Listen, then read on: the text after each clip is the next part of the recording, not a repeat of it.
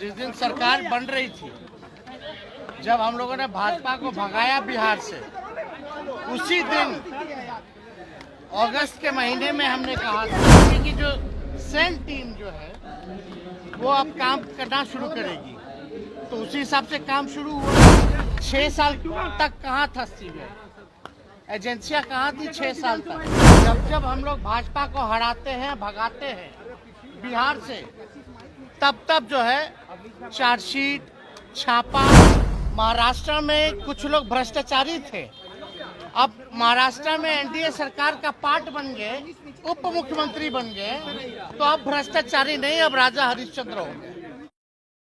देखिए, ये कोई पहला चार्जशीट नहीं है ना अंतिम चार्जशीट। जिस दिन सरकार बन रही थी, जब हम लोगों ने भाजपा को भगाया बिहार से, उसी दिन अगस्त के महीने में हमने कहा था कि ये पूरे तरीके से अब इनकी बीजेपी की जो सेल टीम जो है वो अब काम करना शुरू करेगी।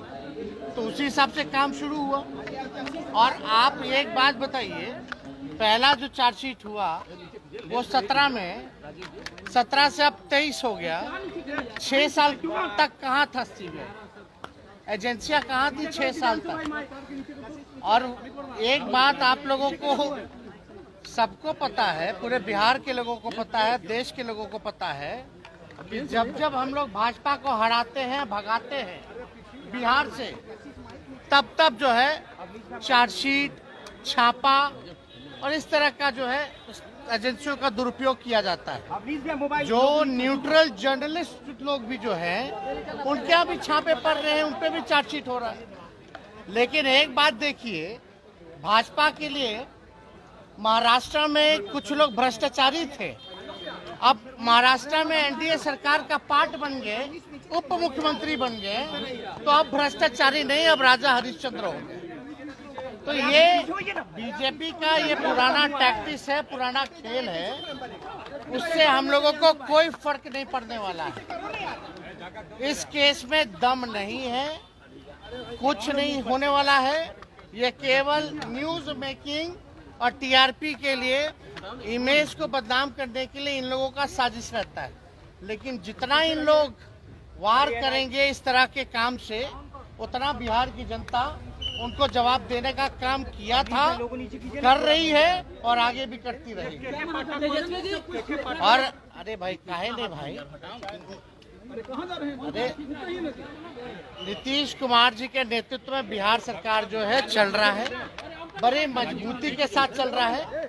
और ये महागठबंधन बना ही इसलिए है कि देश के संविधान को बचाएं, देश के लोकतंत्र को बचाएं, विकास के रास्ते पे हम लोग चले।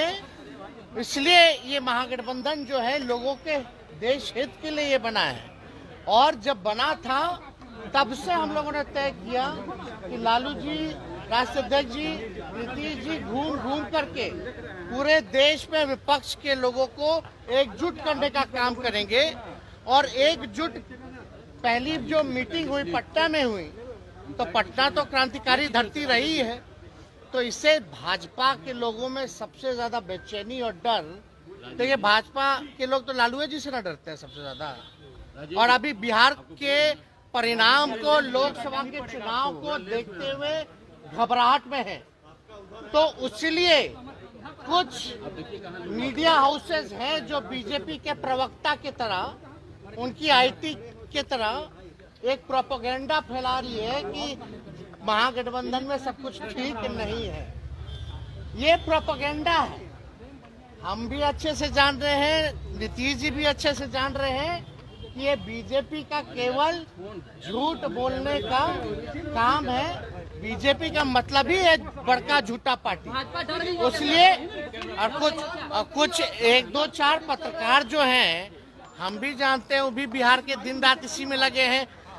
जब से सरकार बनी तब से मीडिया वाले लोग चाह रहे कि महागठबंधन टूट जाए, तो ये कुछ होने वाला नहीं है। नीतीश जी के नेतृत्व में महागठबंधन मजबूती के साथ चल रहा है। और नीतीश जी, लालू जी, लोहिया और कर्पूरी जी के शिष्य रहे हैं, ये बीजेपी के लोगों से डरने वाले नहीं है। तो बीजेपी का जो होने वाला है, अभी तो हम लोग शुरू ही नहीं किया ऑपरेशन, अभी तो हम ही लोग एकजुट हो रहे हैं। अब एकजुट हो करके जब इन लोगों का सर्जरी जब किया जाएगा तो बीजेपी के लोग कहाँ कहाँ फेंकाएंगे पता नहीं रहेगा। विधानसभा मार्च निकालने वाले हैं 13 तारीख को, विधानसभा मार्च भाजपा निकालने वाली है 13 तारीख को, क्या कहेंगे? 13 तारीख को विधानसभा मार्च भाजपा निकालने वाली है। अरे इनका मार्च में कोई मतलब है? क्या चीज का मार्च निकाल रहे हैं? कोई मतलब है? टीचर को लेकर, शिक्षकों को लेकर। हाँ, ये लोग जब सरकार में थे तो क्या कर रहे थे? बहाली तो निकाले नहीं, बहाली तो हम लोगों ने निकाला। लालू जी तबियत को लेकर क्या कहेंगे? बैठक में जाएंगे लालू जी, बैठक में जाएंगे।